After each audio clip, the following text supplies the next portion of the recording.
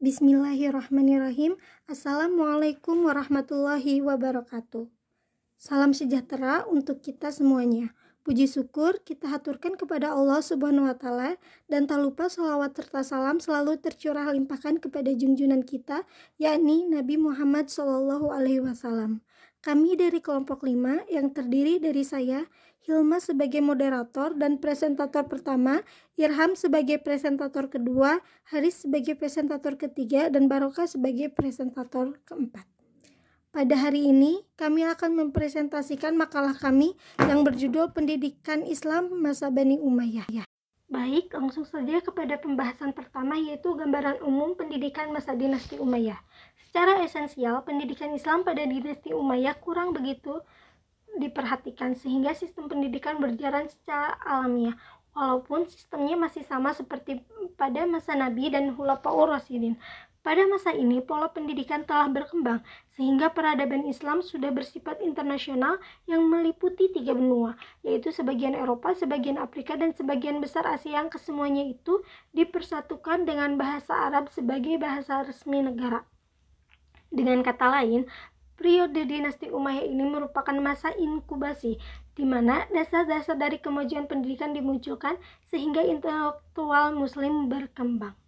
Adapun materi atau bahan ajar di antara ilmu-ilmu yang dikembangkannya, yaitu kedokteran, filsafat, astronomi atau perbintangan, ilmu pasti, sastra, seni, baik itu seni bangunan, seni rupa ataupun seni suara. Pada masa Khalifah Rasyidin dan Umayyah, sebenarnya telah ada tingkat pengajaran, hampir sama seperti masa sekarang. Tingkat pertama ialah kutab, tempat anak-anak belajar menulis dan membaca, menghafal Al-Quran, serta belajar pokok-pokok agama Islam. Setelah tamat Al-Quran, mereka meneruskan pelajaran ke masjid. Setelah kita mengetahui gambaran umum pendidikan Islam pada masa Bani Umayyah, kita lanjut kepada karakteristik yang akan disampaikan oleh Irham. Assalamualaikum warahmatullahi wabarakatuh. Terima kasih kepada moderator yang telah memberikan saya kesempatan untuk sedikitnya memaparkan materi mengenai karakteristik pendidikan Islam pada masa Bani Umayyah. Langsung saja, karakteristik pendidikan Islam pada masa Bani Umayyah di sini terbagi beberapa poin ya. Yang ke-1, poin A, bersifat Arab. Ciri utama corak pendidikan pada masa dinasti Umayyah adalah bersifat Arab dan Islam tulen. Artinya, yang terlibat dalam dunia pendidikan masih didominasi oleh orang-orang Arab. Karena pada saat itu, pandangan hidup umat belum bercampur dengan budaya dan peradaban yang baru datang saat perluasan wilayah. Pada masa ini pendidikan berlangsung dengan membentuk halaqah ilmiah di masjid-masjid. Selanjutnya, poin B, berpegang kepada dasar agama Islam. Pada masa Bani Umayyah, penyebaran agama Islam masih berlangsung bersamaan dengan usaha-usaha perluasan wilayah Islam. Pada masa ini, Islam adalah pandangan hidup sebagai agama dan negara. Para khalifah mengutus ulama-ulama terbaik mereka ke berbagai daerah untuk menyebarkan agama Islam. Hal ini sebagai bukti bahwa pada masa dinasti Umayyah, penyebaran agama Islam adalah merupakan prioritas utama. Kemudian selanjutnya, poin C, prioritas kepada ilmu nakliyah, akliyah, dan bahasa. Dinasti Umayyah juga memberikan prioritas pada ilmu nakliyah yang meliputi ilmu-ilmu yang mendalami Al-Quran, seperti membaca Al-Quran, tafsir, hadis, tauhid, dan fikih. Belajar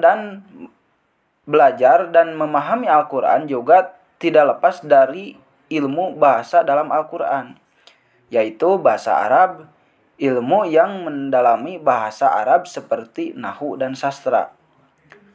Adapun akliyah meliputi filsafat, kedokteran, ilmu kimia, dan astronomi, aspek pendidikan Islam ini sejalan dengan karakteristik pertama yang bertujuan untuk memperkuat dasar-dasar agama. Hal ini terbukti ketika pada masa pemerintahan Umar bin Abdul Aziz pernah mengutus 10 orang ahli fikih ke Afrika Utara untuk mengajarkan anak-anak di sana. Selanjutnya, poin D, memberikan perhatian kepada tulisan sebagai media komunikasi. Pada masa Bani Umayyah, tugas penulisan semakin banyak dan terbagi ke dalam 5 poin penting, yaitu penulis surat-surat, penulis harta, penulis tentara, penulis polisi, dan penulis hakim. Penulisan bahasa Arab menjadi penting ketika setiap wilayah perluasan mengalami Arabisasi. Bahasa Arab dijadikan bahasa komunikasi, baik secara lisan maupun tulisan, di seluruh wilayah Islam. Dan selanjutnya, poin E, memberikan peluang pada bahasa asing.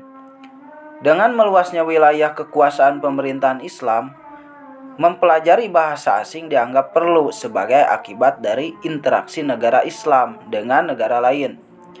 Perluasan wilayah yang dilakukan dinasti Umayyah menjadikan pelajaran bahasa asing menjadi penting agar terwujud Islam yang rahmatan lil alamin.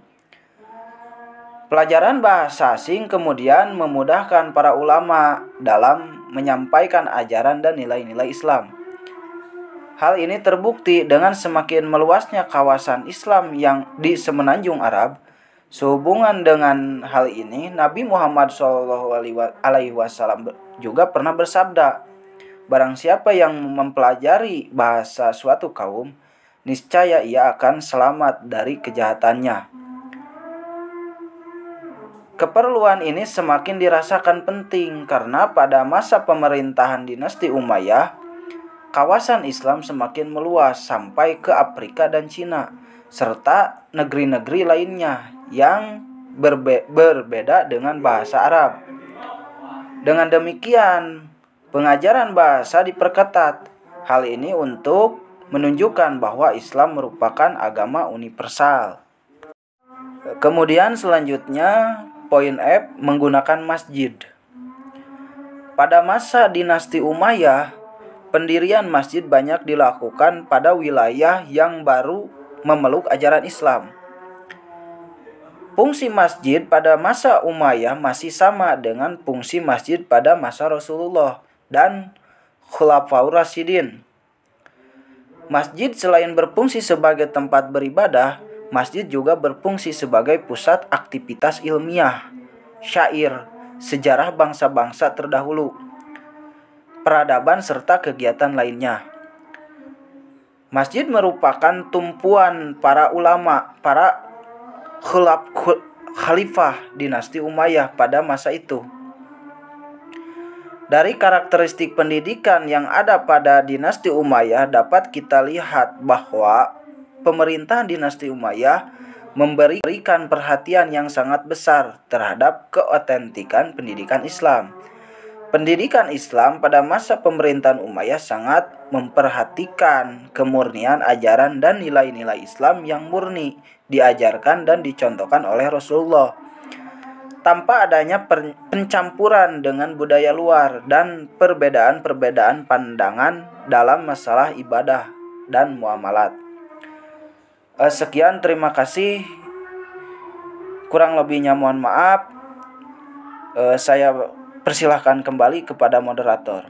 Assalamualaikum warahmatullahi wabarakatuh. Baik, selanjutnya adalah tantangan pendidikan pada masa Bani Umayyah yang akan disampaikan oleh Haris.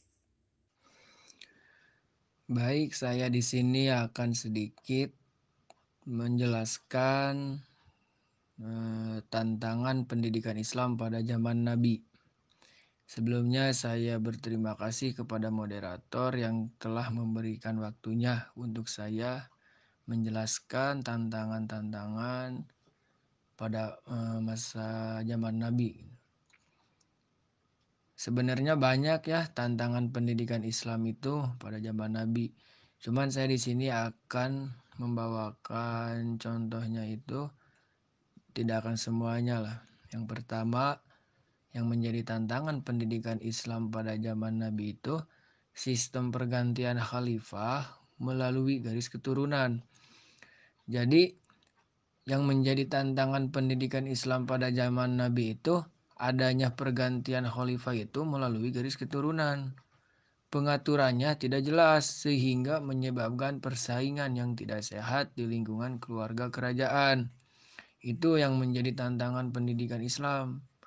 Dikarenakan sekarang kan pergantian khalifah melalui garis keturunan, terus pengaturannya juga kan tidak jelas gitu, sehingga dampaklah gitu ya, akibat dari pengaturan yang tidak jelas, persaingan yang tidak sehat dampaknya. Selanjutnya yang kedua, adanya gerakan oposisi dari pendukung Ali dan Khawarij, baik yang dilakukan secara terbuka maupun secara tertutup. Hal ini banyak menyedot perhatian pemerintah ketika itu. Yang ketiga, timbulnya permasalahan sosial yang menyebabkan orang non-Arab dan suku Arabia Utara sehingga dinasti Umayyah kesulitan untuk menggalang persatuan dan kesatuan. Dikarenakan adanya permasalahan gitu ya, permasalahan sosial gitu khususnya gitu. Nah, dikarenakan ada permasalahan sosial, terjadilah dampak orang Arab dan suku Arabia Utara itu kesulitan untuk menggalang persatuan dan kesatuan gitu. Itu salah satunya yang menjadi tantangan pendidikan Islam pada zaman Nabi. Yang keempat, sikap hidup mewah di kalangan keluarga istana dan perhatian terhadap masalah keagamaan sudah berkurang. Itu yang menjadi salah satu faktornya. Jadi pada zaman Nabi itu bersikap hidup mewah itu di kalangan keluarga istana dan perhatian terhadap masalah keagamaan itu sudah mulai berkurang gitu. Dan tantangan pendidikan Islam yang kelima itu adanya kekuatan baru yang digalang oleh keturunan Al-Abbas bin Abdul Al-Muttalib sehingga menyebabkan keruntuhan kekuasaan dinasti Umayyah gitu. Jadi ada kekuatan baru gitu ya yang digalang oleh keturunan Al-Abbas gitu. Dikarenakan adanya kekuatan yang baru gitu sehingga menyebabkan dinasti Umayyah tersebut runtuh gitu. Nah, itu mungkin sebagian ya, ada 5 yang tadi saya jelaskan yang menjadi penyebab gitu tantangan pendidikan Islam pada zaman Nabi. Mungkin selebihnya untuk materi selanjutnya saya kembalikan lagi ke moderator. Yang selanjutnya adalah produk pendidikan yang dihasilkan yang akan disampaikan oleh Barokah. Bismillahirrahmanirrahim. Assalamualaikum warahmatullahi wabarakatuh. Terima kasih kepada moderator yang telah memberikan kepada saya kesempatan untuk